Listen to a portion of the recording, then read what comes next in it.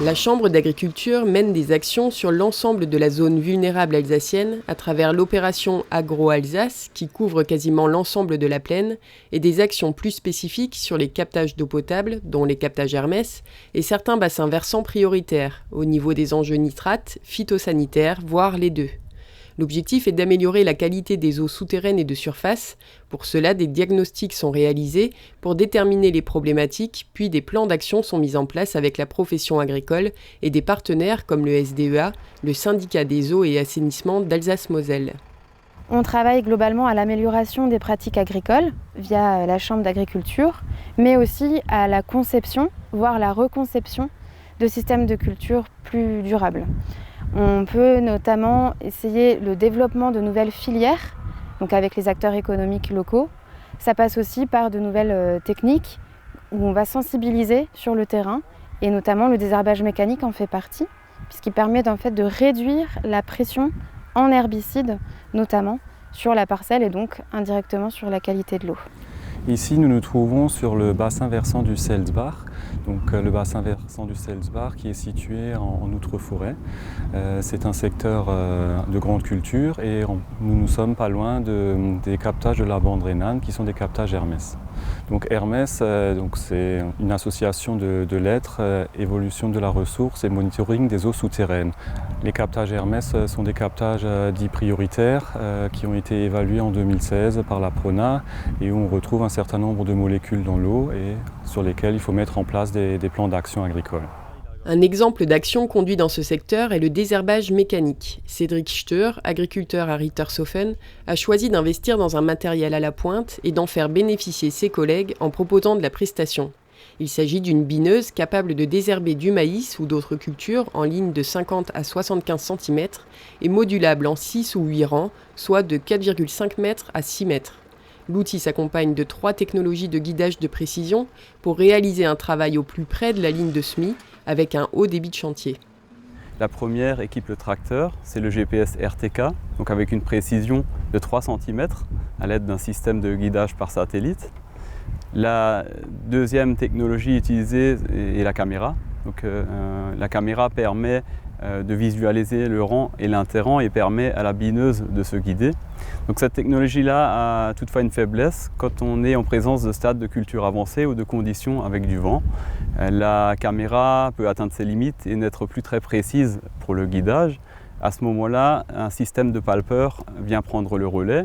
Le palpeur épouse la ligne, permet de repérer la culture et guide la machine précisément et particulièrement bien dans les pentes.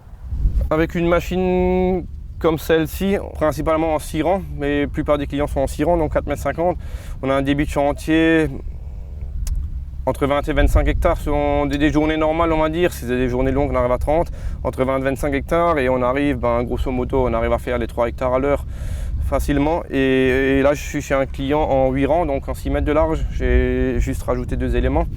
Là, on remarque la différence. Là, on arrive facile à entre 30 et 35 hectares par jour. Selon le parcellaire, toujours pareil, quoi. Et si c'est bien semé, et voilà. Donc la machine, c'est vraiment la deuxième saison maintenant qu'on travaille avec. J'avais une machine de démo il y a 3 ans, c'était celle-là qui m'avait une fois loué pour essayer. Et finalement, il y a 2 ans, on a investi dans cette machine-là. Et là, c'est la deuxième campagne. Et en fait, c'était effectivement assez compliqué au début parce que en fait, le commercial qui l'a vendu, il a changé de boîte, il n'a pas pu venir. Et on a tout fait par téléphone, donc moi je l'ai réglé moi-même, on a essayé. Et c'est vrai que chaque culture est différente et les stades de culture, et selon les adventices, si la parcelle est beaucoup remplie de mauvaises herbes, surtout quand le maïs est petit en bio, il y a souvent des kénopodes et la parcelle est assez verte, on a du mal à détecter en fait la culture. Donc il faut vraiment intervenir à des stades très jeunes quand la parcelle est relativement propre encore. Maintenant, à ce stade aujourd'hui, avec les palpeurs, quand le maïs est beaucoup plus grand, en fait, c'est égal s'il y a des mauvaises herbes, parce que du coup, c'est un autre système de guidage qui suit vraiment le rang. Mais c'est quand même assez, on va dire, c'est pas si simple. Chaque parcelle est différente. Et même dans la même parcelle, il y a des zones hétérogènes. Des fois, il y a des dégâts de sanglier, ou des fois, il y a pas tout le monde qui sème non plus au GPS quand on est chez les clients. Donc, des fois, il y a des slaloms, des choses comme ça. Donc, il faut un peu suivre, ralentir la vitesse déjà. et un peu adapter la sensibilité de la machine. Et aussi dans les dévers, c'est pas du tout les mêmes réglages. Il faut que ça soit beaucoup moins sensible pour que la machine ait le temps de réagir, on va dire, pour corriger. Pour arriver à nettoyer la ligne de semis, deux possibilités. La première chimique avec une désherbineuse. Donc on va travailler mécaniquement l'interrant, un désherbage mécanique, et on applique une matière active sur la ligne de semis à l'aide de bus de pulvée.